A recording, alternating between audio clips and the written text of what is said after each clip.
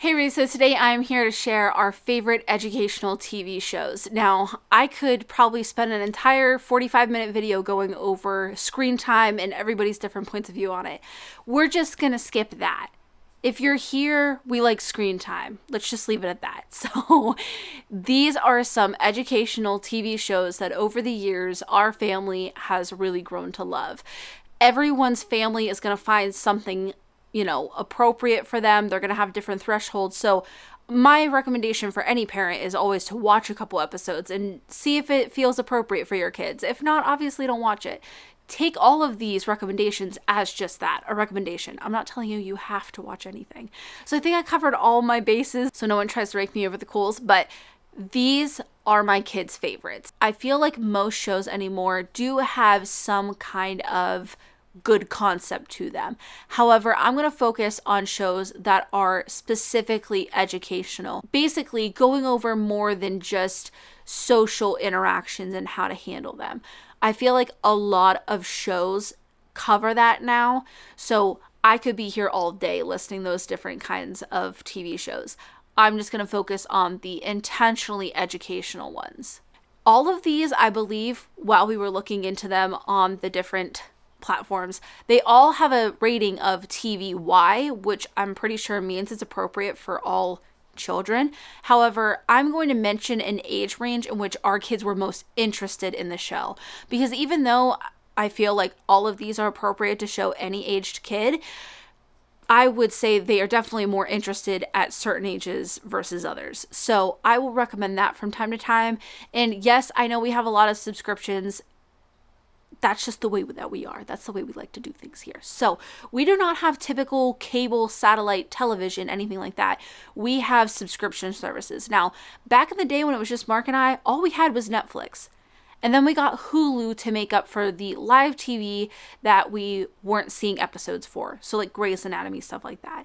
And then the ripple effect happened. And then with having kids, we just got more and more. So we are up to a few different ones. We have Amazon, and Amazon Prime gives you shows, but we also have PBS on Amazon, which is a different subscription within the subscription. And then we also have Disney Plus, we have Netflix, we have Hulu, we have HBO Max. So yeah, like I said, we have got a few different reasons. You do what you want to in your family. I'm not going to give a synopsis on every single TV show, but I will do my best to kind of describe it or, whatever, so you can get a general idea of it. But to start off, let's go with Amazon. Now, there are shows that come with your Amazon Prime subscription. I will mention those first. And then we also have a PBS subscription within Amazon Prime that gives us all PBS shows for $5 a month. So we also do that as well. But to backtrack a little bit, the Amazon shows, the first one is Bubble Guppies. That one is a show about kids that go to school underwater, and they, obviously have different activities for every single day. They go over a lot of different stuff, a lot of more basic things. The girls really love this between ages 2 to 4. They're growing a bit out of it now, but still huge hit for that age range. The next one is Team Umizoomi. Again, it goes over some basic things like shapes and numbers and things like that, but it is just a huge hit with them, and I'm not quite sure what it is, but the girls really do like Team Umizoomi, and I would say this is around the same age range. The next one is Dora the Explorer. I don't really think I need to explain this one. I'm pretty sure most people know what this is. However, we had never watched it because we didn't have Nickelodeon type shows. And when we started watching it, the girls were obsessed with it. I do like Dora the Explorer because she is bilingual, and the girls do learn some Spanish at school as well. So I like that. I don't find very many shows that offer that. I would say the age range on her could go a bit younger. You could probably, 1 to maybe, I would say 4 still, because the girls still watch her. Sophie, not so much anymore, but Remy definitely still loves her. And then the last one for just Amazon Prime is Creative Galaxy, and this is again an Amazon original, and we really like this one because it is very inclusive, it's very diverse, it has a lot of different subjects, and it even has a holiday one in which it teaches a lot of different holidays, which I liked. So that one is a great one to check out, and I would say age range on that is still about 2 to 4. Honestly, you could probably bump that up to 5 because Sophie is still pretty interested in it. So let's just say 2 to 5. And then as far as the PBS specific, there are, I believe, some episodes of these things available, but with the PBS subscription, you get all the episodes available. The first one is Daniel Tiger. That was honestly one of the first things we watched with our Amazon account, and it was gold. I don't know how to explain it. If you've never watched it before, it's about a tiger family, and Daniel is the main character.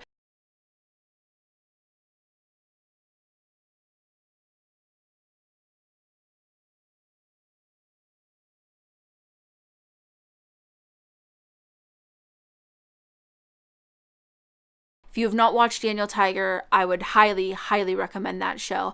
And I would say the 2 to 4 age range is good here too. The girls don't love Daniel nearly as much as what they used to in that age range. And the next one is Super Why. This is one that you guys recommended to me a while ago, and the girls love this still. I would say between ages 2 to 5. And this one just addresses a lot of questions, as you can imagine. You know, they just kind of come up with a new question every episode, and they work together with teamwork to figure it out. The next one is Word Girl, and I'll be honest, I have not watched very many episodes of this, but Mark has, and Remy seems to really, really like this one. I don't know what it is about it, but she is always really paying attention to it. And then the next one is Ready, Jet, Go. And this one I would say is probably for ages 4 to 7 probably. And it's a really great show. It's very, I think, heavily science-based. The one we just watched the other day was about space, and it was very interesting. And they kind of do like some of the other shows do, like Creative Galaxy, Daniel Tiger, where they break away at some point and they do real life segments with actual people and professionals and stuff like that to show kids learning hands-on whatever the episode is about. So I like that they still integrate that, because I feel like even for a 30-minute episode, I do like for things to be broken up a bit more, and the Ready, Jet, Go still does that. And then the last one for PBS and Amazon is Dinosaur Train. This one is a bit more specific to dinosaurs. It is very informational and educational about them, and if you have a little dino lover, I think that they're going to really like this show. And moving on to Disney Plus, I will say Disney Plus is not a subscription to get if you're worried about educational-based shows. Most of them are their movies and just their character ones, which honestly, again, I think a lot of their shows like Vampirina and Doc McStuffins, even Sheriff Callie, Handy Mandy, stuff like that, a lot of those shows do teach very good social interactions. They, promote diversity and inclusiveness and respect and building relationships, really great things.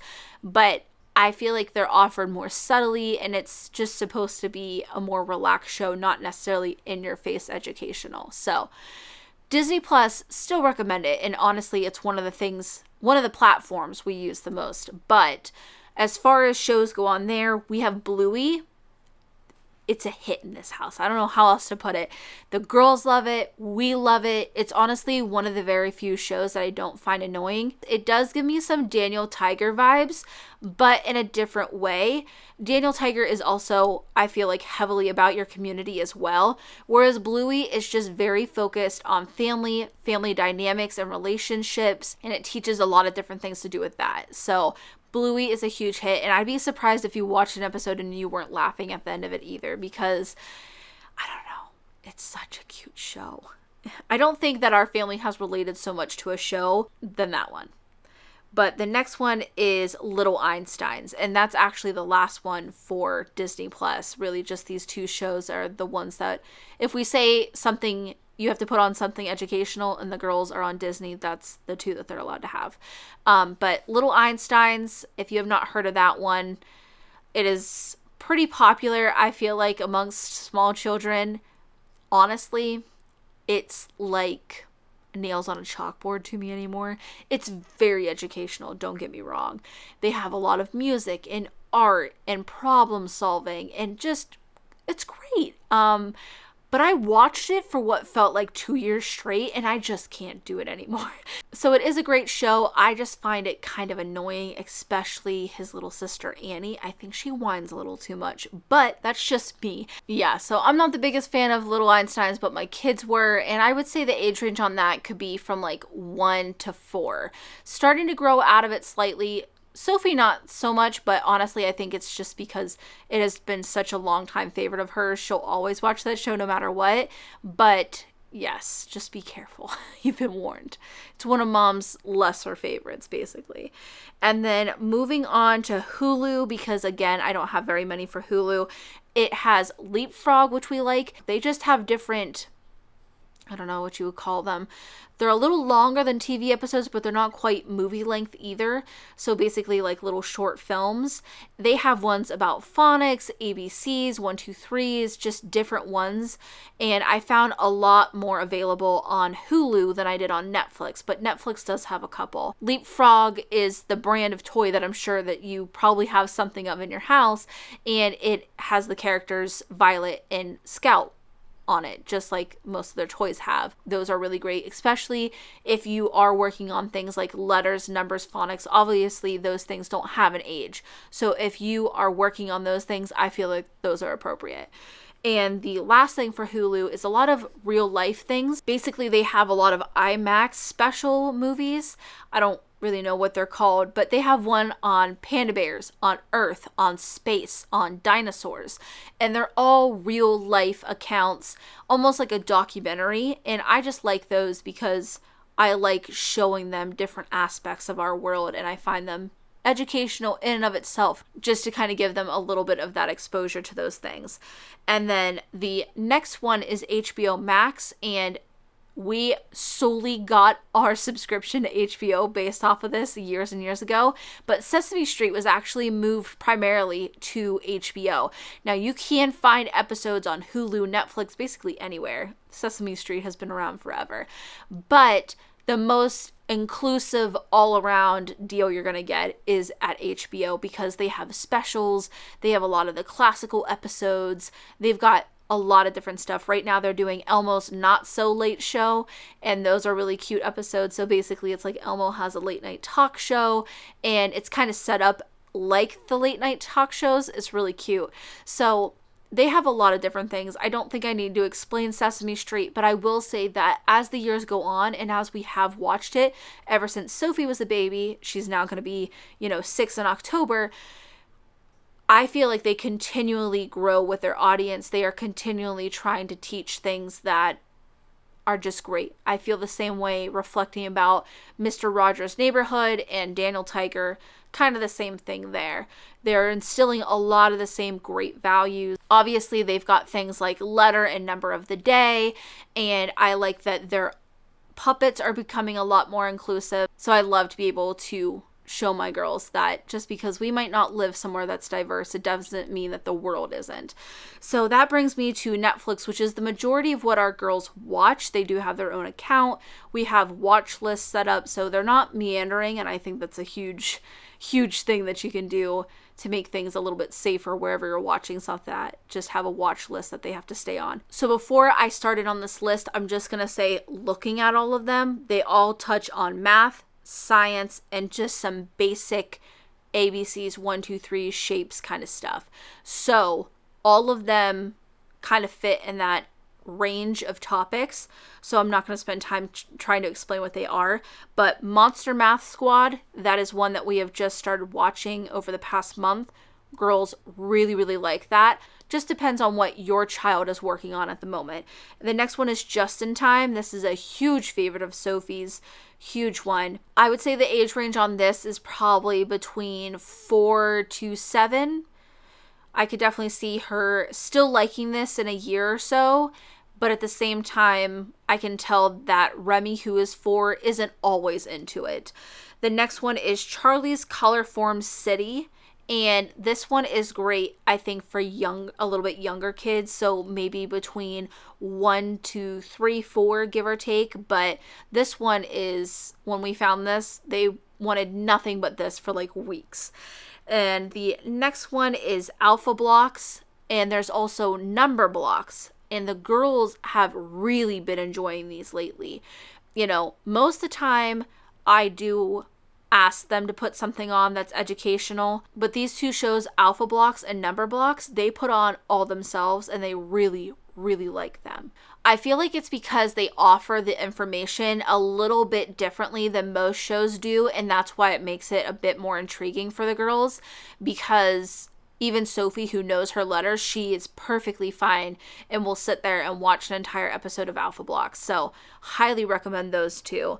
And then there's also the Magic School Bus, and then there's also the Magic School Bus Rides Again. The girls like both of those, but I think they like the newer one just a little bit more. You know, if you grew up watching the original one, you know what it's about. It's a lot to do with science, and I really like that show. So it's really cool that they came out with a more modern version that my kids are growing up with. And then there's Word Party. This one I feel like is a bit younger, but Remy still does like to watch from time to time. So I would say between 2, 4. I don't love the baby voices in it, but my kids will watch it and it's educational, so I'll bear through it. And then the last one is Storybots. Now, I tried to get Storybots to be a hit like a year or two ago, but the girls, I just don't think were quite ready for it. Now, the ages that they are now, 4 and 5, they are really into Storybots and they like them a lot. They are educational. They're like little animated blocks, but they are in real life situations.